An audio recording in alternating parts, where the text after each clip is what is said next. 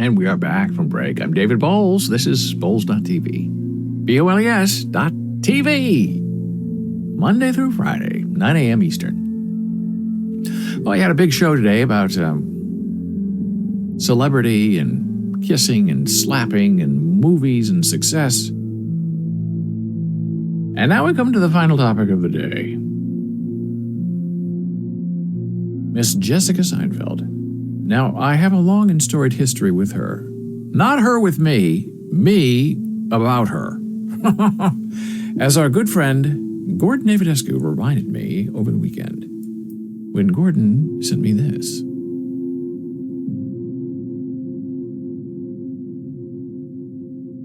I remember you wrote a fantastic blog post about her, against her, Jessica Seinfeld, and her theft of a book deal, which later said in court, I guess, that she didn't steal it.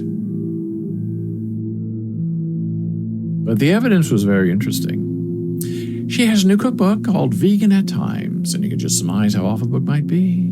All the recipes are 100% vegan, so what gives? Why that title? Apparently, it's meant to encourage meat eaters to try vegan food, Gordon asks.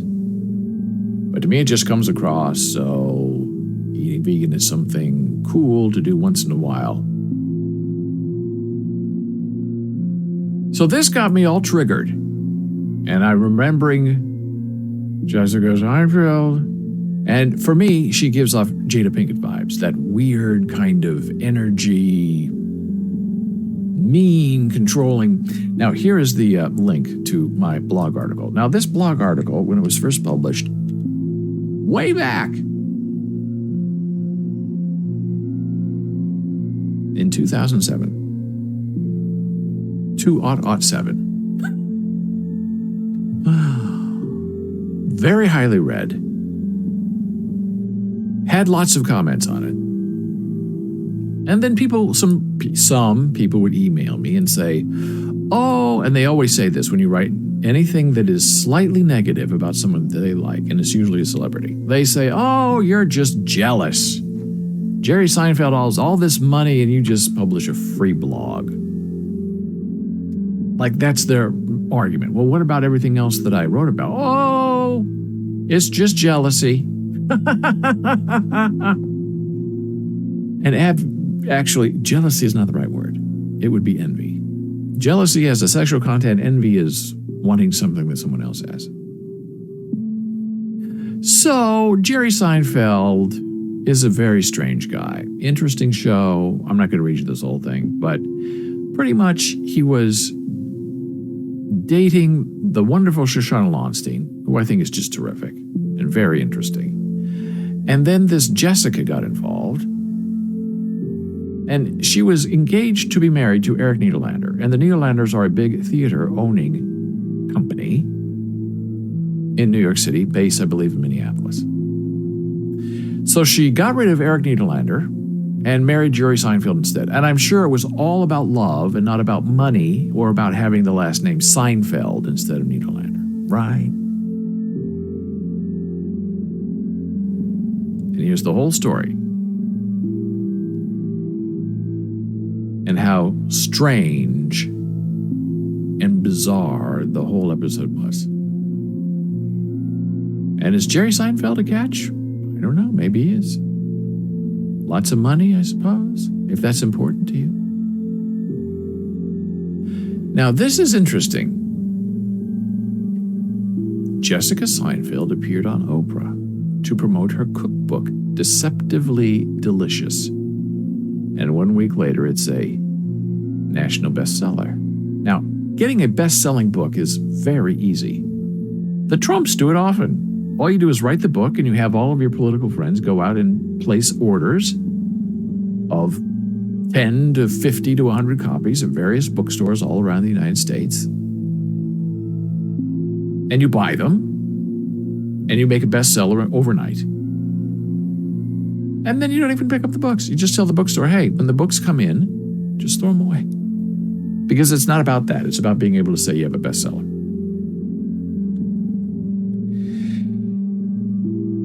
So I'm thinking about this. And the Streisand effect? Barbra Streisand was angry that a photographer took a picture of her, I guess, Malibu home and put it on the internet, and so she decided to sue him for invasion of privacy, even though she's not in any of the photographs, and he's taking a picture from a helicopter of her house. And because she sued him, she created all this interest in this guy's work and pictures of her home from the outside that never would have been there if she had just kept her mouth quiet and not said anything. And that has become known as the Streisand effect. The calling attention to something that you don't want people talking about will make people talk about the very thing that you don't want them talking about. So, in this conversation about Jessica Seinfeld, I'm Streisanding affecting myself because I'm giving her attention. We're going to go look at her book because you have to look at it in order to have a conversation about it, unfortunately. So we will. So that's my blog article about her. Here is the website from Simon & Schuster for the Vegan at Times book. Now, first of all, how bizarre is that? As Gordon rightly pointed out, vegan at times. For what purpose? As I understand it from my research and from what my friend Gordon tells me is every recipe in this book is a vegan recipe. Which is terrific. But why doesn't she own it? Why is she playing games? Why is she being tricarious? And saying vegan at times. How does that relate to the content of the book? What is the point of it? I do not understand. So this, and I don't want to read this, but this is what I call a blurb. PR stuff. An all-new collection of more than 120 recipes that are so delicious and easy to make, you might even forget they're vegan. Which is a big insult to vegan people. What is that about? What, are you trying to say vegan's bad to eat? Yes, that's what you're saying. From the #1 New York Times bestselling author of Deceptively Delicious, Double Delicious, The Can't Cook Book, and Food Swings. Now, right there. Jessica Seinfeld claims to be upfront, open, interesting. But why do so many of her books have negative titles? Deceptively Delicious. The Can't Cook Book. And now, Vegan Almost Maybe.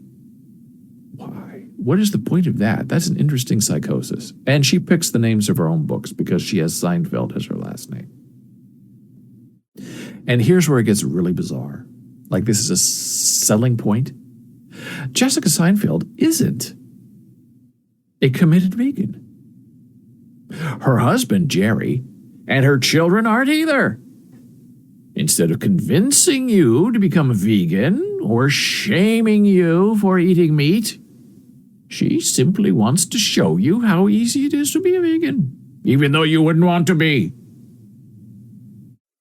By cooking flavorful, affordable, and robust plant-based meals whenever you want. Whether that's every day, once a week, or just once in a while. The disconnect there is so alarming. But when you reach a certain... Oh, see, my music has stopped. 58:15. I'm writing that down. But when you reach a certain status in life, marriage in life, military success in life monetarily, people kowtow to you. Oh, you have the last name Seinfeld? Well, we can at least break even if we publish a book by you, even though it's a cookbook. I don't know why it's so important for her to be a cook anyway.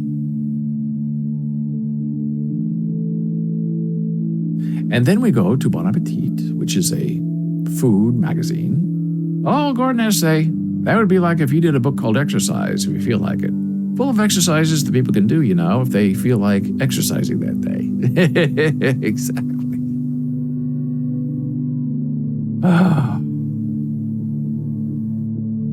I mean, call the book Vegan for Meat Eaters. Now that's more interesting because you say, okay, look, we know you like to eat meat, but here's a vegan cookbook that you can come and eat. And even though you're a meat eater, you're going to like what you read in my book. Cook it. And here's the title of this ridiculous woman's story. Jessica Seinfeld eats vegan most of the time. Yes. Now, I do say, and maybe this is aging, I don't know, or maybe it's hair color, that this image of Jessica is healthier than this image of Jessica. I just have to say. Now, here she's more robust, darker haired, fuller faced. Here, I think she looks better. But what do I know? Jessica Seinfeld is working on eating vegan most of the time. So bizarre. A home cook with a family of four and four cookbooks under her belt. She'd be the first to tell you she's a work in progress. She doesn't always get it right. But guilt is not in her playbook. She and I sat down to talk about her new cookbook, Vegan at Times, which shares over 120 vegan recipes. The pleasure and privilege of eating a plant-based diet. Now, the vegan lifestyle is not about guilt. The vegan lifestyle is about doing the right thing and ending suffering. But I don't know a lot of vegans who are out to guilt other people into eating vegan. You lead by example. That doesn't involve guilt. How did the book come about? Oh, I wish I had my voice change over this. Use my healing voice. Not that she's an airhead. The idea behind this book is so simple. I'm on this journey of trying to eat less animal protein and products. Join me. Well, that's terrific. Then why didn't you write a book about that? If I do the math, I'd say I'm 80 to 85% vegan, and every month it keeps increasing. What about during the holidays? Well, the math will probably change. I don't want to use the word setback because I hate negative terms that we use around eating. Oh, really? Let's see, negative terms around eating. Deceptively Delicious is the title of one book. The Can't Cook Cookbook is another deceptive title, negative title, and Vegan at Times is a terribly negative title. So you're bringing this onto yourself. Food is a pleasure. Food is a privilege. When we start shaming ourselves, and most important, shaming others around food, it just turns people off. I think that's what's caused a barrier around eating vegan. People feel like if they can't do it 100%, they're a failure. I'm not always perfect, it's process. Well, I would say to that, look, you can eat healthy. You can eat healthier than eating meat all day. I don't think it's appropriate to have a vegan cookbook and say, hey, do this one recipe, and for that one meal, you're a vegan. Because vegan is not about eating. Vegan is a lifestyle. And it's impossible today, currently, for I would say 99.999% of the people to be actually 100% vegan. Because if you drive a car, if you use a computer, there are animal parts in all of it. It's a process of decision making. How much harm do you want to do based on how much harm you don't want to do? Is it better to be more vegan than not? Yes. Should people call themselves vegan if they're not eating a vegan diet and following a vegan philosophy? Probably not. But even where in the UK and the US, there's a split, a small split, but it's a split. Veganism was created in the UK. UK vegans do not eat honey because it's a product of a bee. Whereas the United States, there are some people who say, oh, come on. Honey is bee vomit. This is something that the animal no longer wants, the insect no longer needs, and is vomiting out. It does not harm the insect, the bumblebee, the bee, the honeybee. It's fine to eat. So right there's a split. There's a major split between two factions of veganism. So try not to get stuck in it. And Dr. McDougall, who is a vegan and a wonderful doctor, has written many books on eating right, eating healthy. It's all vegan. Every year for Thanksgiving, he eats one piece of turkey. He doesn't like to call himself a vegan. He says, I eat a vegan lifestyle every day except for one. And he does that so the radicals can't say, oh, you're two-faced.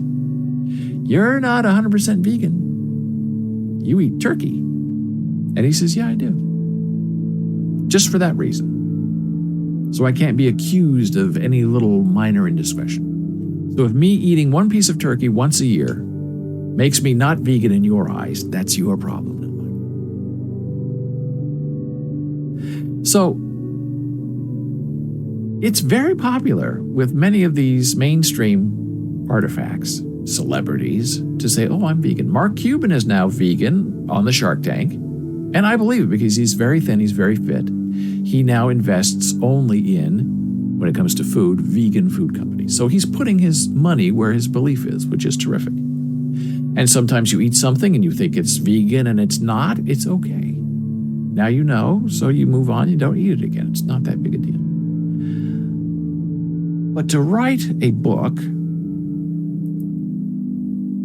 I want to say vegan almost, but vegan at times, just seems like the height of being silly to me. If you're vegan, be vegan. If you're not vegan, don't be vegan.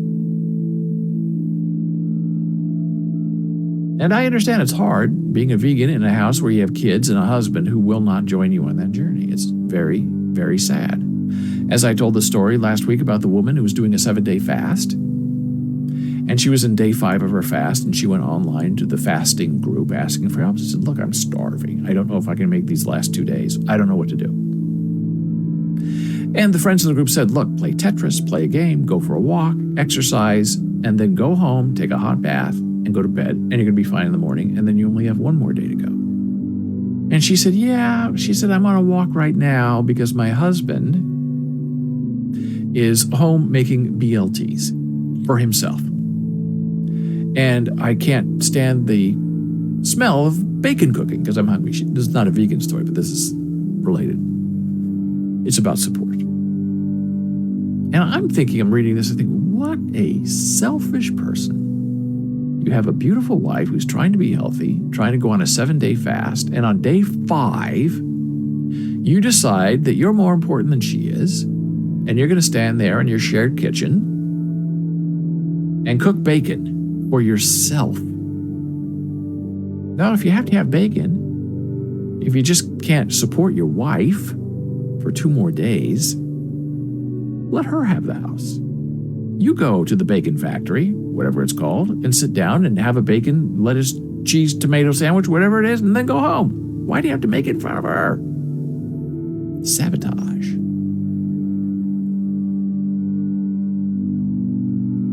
So there you have Jessica Seinfeld. She's back. I don't know who wants her back, but she's back. With a vegan cookbook that she doesn't want anyone to use and call themselves a vegan because she thinks that's negative. Why would you write a negative cookbook? I just don't understand it. She's trying to have it both ways, trying to swing for the fences while also striking out. It's a strange sort of anomaly and not one that I understand. And I thank Gordon for bringing that to my attention because it got me all wound up yesterday. I did all my research and I just couldn't wait to get here. And then Gordon said, in a very interesting turn in our conversation, hey, I now live in Florida in a very lovely place. Beautiful town. And people here are friendly. They wave. He said he went out the other day and emptying the garbage, litter box, something, and I think he said the garbage man honked at him and rolled down the window and waved at him. And Gordon's like, wow. Gordon's originally from the East Coast. Wow. And Gordon waved back. And I said, that reminds me of growing up in the Midwest. You wave at people. It's very important. You're driving in a car, the 11 miles between North Loop and Ord, Nebraska. You're going to pass maybe 2, 3, 5 cars on the way. And you're driving like this, and the car's coming this way, and you raise your finger. And you look at him, you raise your finger. And he does the same, raise your finger. It's the finger wave. It's hello on the street. And people in small towns, especially small towns, seem to like to say hello to each other, either yelling or waving. Hey, how are you? Hello. I often start this stream, hello, waving. And when I see people on TV, Even though they're not talking to me, and even though it's recorded, they're waving. I wave back. It's ingrained in me. And waving and saying hello is also a way to see if the person doesn't wave back, then you know they don't belong, they don't know you, and they're under suspicion. So saying hello and waving is sort of a code switch between those who know the rules of interaction and those who don't. Now, on the East Coast, people do not tend to wave and say hello. I do. And sometimes it's to my detriment. I have been told by people, you don't fit. You don't fit in here. What do you mean? You just don't fit. And I know what they're talking about, my background, where I went to school, waving. Why do I fit in the urban core? I like the people. I would rather live in an urban core with lots of people all together than live in some estate in Connecticut where nobody speaks to each other. And, as I mentioned to Gordon, when I leave the building and come back 5 days, 10 times a day, I always wave at the front desk. Hey, Jay. Hey, Melissa. Oh, hey, Dave. And after about the 10th time, it's like, they look at me like, I'm not waving again. Because I wave when I'm going out and I wave when I'm coming back. So they know I'm here. Hello. Hey. Hey. I wave at people on the street. Hey. Nobody waves back. It's the Midwestern in me, and I'm not getting rid of it because why? You don't have to wave back, but I'm going to wave at you. That's what I do. And sometimes with the front desk people, I have to say, I understand. You're busy. You're looking down. You're on your phone. You don't want to look up. You don't want to wave back, but I'm going to be waving at you. So it's okay. I'm just saying hello. I don't need your attention. You could ignore me. If I want you, I'll stop and speak your name. And then there are people who work in the building like Samantha, who wave back like that. Or their pose. You wave, oh, hi. Now those are fun people. Those are people who understand the human condition, people who want to make a connection, people who don't mind saying hello 10 times a day, if it's 10 times a day. Now our building manager, Mendel, not a big waver. Not a big talker. But his assistant, Samantha, is. It's fabulous. Some people wave like this, some people wave like this. I like waving. That should probably be my sign-off as well from now on, waving. I mean, I think XQC, remember him? Live streamer, 60,000 people watch his stream, $8 million a year in profits from Twitch alone. At the end of his long 8, 9, 10, 24-hour streams, he plays his song, which is terrific. I hope you enjoyed your stay. And he waves. And he's not being silly. He's from Canada.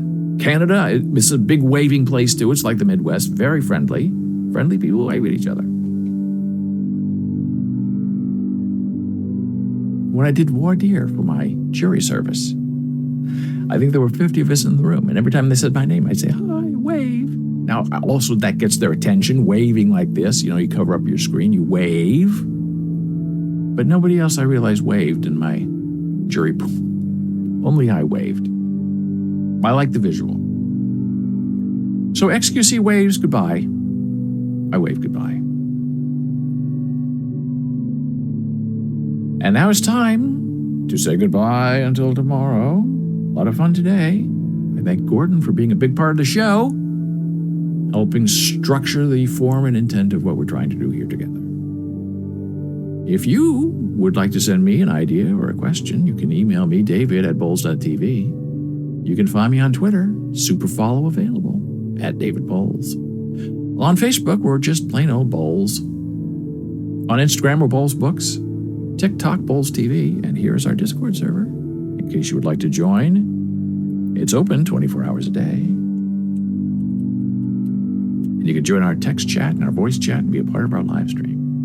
Now, our friend Gordon says, quick but funny. At the end of the television show, Call Me Kat with Mayim Bialik, the people in the scene start waving goodbye. And then everyone else who was on the episode comes into the scene and they also wave goodbye. And Malka waves back. Well, I just love that. I like waving. I think Vanna White also does a lot of waving at the end of Wheel of Fortune. But I love that people come in, they say goodbye, thank you for being here, wave, I love it. You can wave goodbye and you can wave hello. It's the aloha of the hand. I'll be back here tomorrow, 9 a.m. Eastern, ready to go. Our Discord server is available. You can post interesting comments there during the day, anytime, even when we are not live streaming. We have an NFT section where if you're an NFT artist, you can post your artwork. And if you're interested in artwork, you can post comments and commentary on what you're seeing.